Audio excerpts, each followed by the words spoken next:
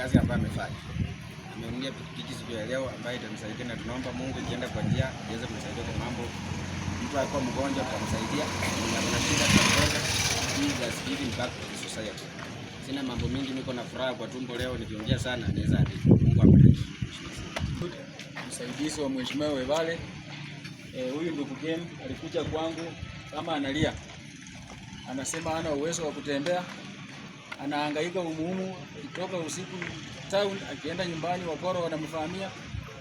Mimi nikaambia mheshimiwa ili akusaidia huyu ndugu Ken, acha tumtafutie pikipiki hata itakuwa inampeleka shughuli zake, alafu anahakikisha kila saa 12 ameingia nyumbani.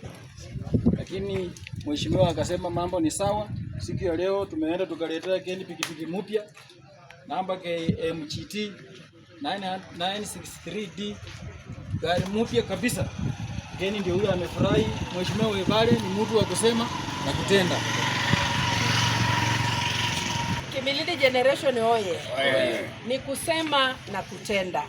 Hivi leo Mheshimiwa Webale alisema na ametenda. Ameweza kununulia kijana ambaye anaitwa Wajilonga Junior pikipiki. Na warai vijana wengine, njoo tuungane ili tuweze kusaidiana kimaisha. Njoo katika kikundi cha kusema na kutenda. Na kutenda, kitendo ndio hichi.